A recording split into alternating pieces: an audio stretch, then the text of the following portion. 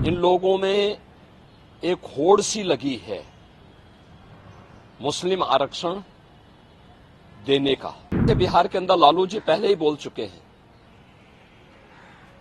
कि मुसलमानों को, सभी मुसलमानों को आरक्षण मिलना चाहिए। यह आरक्षण यही ओबीसी और एससी एसटी का आरक्षण में से ये बांट करके मुसलमानों को देना चाहते हैं। बाबा साहब भीमराव अंबेडकर ने विरोध किया था इसका, मुस्लिम आरक्षण का, क्योंकि देश धर्म के आधार पर विभाजित हुआ था। Bharatiya Janata party SC ST और ओबीसी के आरक्षण को सुरक्षित रखने के लिए किसी भी प्रकार के मुस्लिम आरक्षण का विरोध करती है। धर्म के आधार पर आरक्षण यह असंवैधानिक है। बाबा साहब भीमराव अंबेडकर जी ने भारत की संविधान सभा में इसका पुरजोर विरोध किया था, लेकिन उस सब के बावजूद कांग्रेस और उसके सहयोगी इंडी गठबंधन से जुड़े हुए दल हैं, इन लोगों में एक होड़ सी लगी है मुस्लिम आरक्षण देने का। और कांग्रेस का इतिहास तो इस मामले में बहुत दागी रहा है। 2006 में जस्टिस रंगनाथ मिश्रा कमेटी गठित करके कांग्रेस ने ओबीसी का हिस्सा काट करके मुस्लिमों को देने का कुत्सित प्रयास किया था जब यूपीए गवर्नमेंट थी। ऐसे ही कांग्रेस ने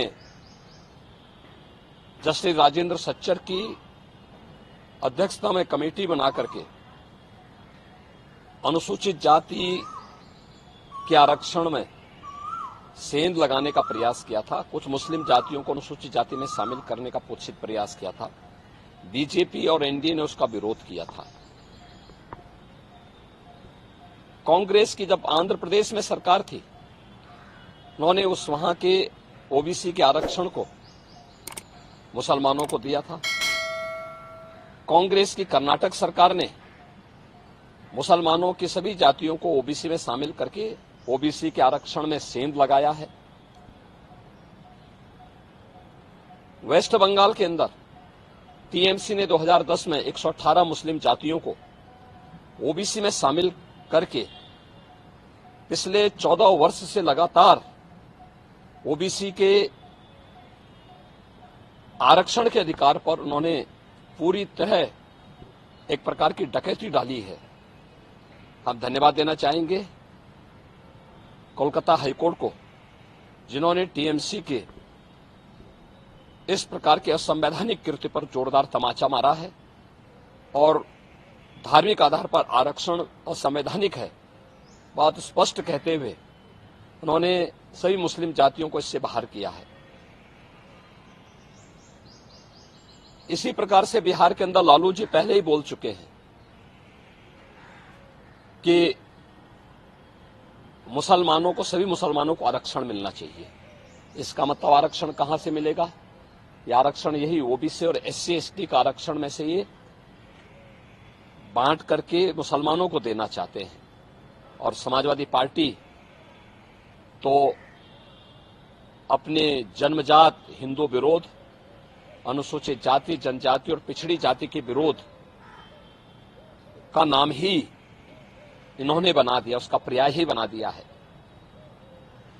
चाहे वह राम जन्मभूमि का विरोध रहा हो, राम भक्तों पर गोली चलाने का रहा हो, या फिर 2012 और 2014 के अपने इलेक्शन मैनिफेस्टो में समाजवादी पार्टी ने मुस्लिमों को आरक्षण देने की वकालत की थी और यहां तक इन्होंने शरारत की थी कि तुष्टीकरण की हद बात करते हुए उत्तर प्रदेश के अंदर, उत्तर प्रदेश की उस समय की 20 करोड़ की आबादी की सुरक्षा के साथ खिलवाड़ करते हुए पीएससी की 54 कंपनियों को इन्होंने समाप्त किया था।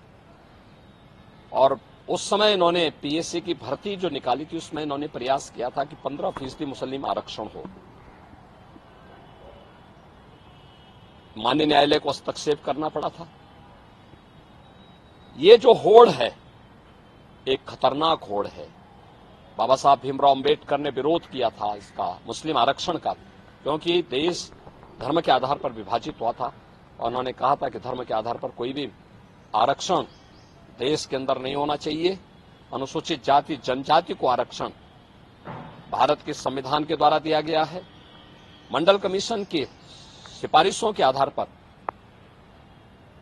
ओबीसी को आरक्षण का लाभ दिया गया है।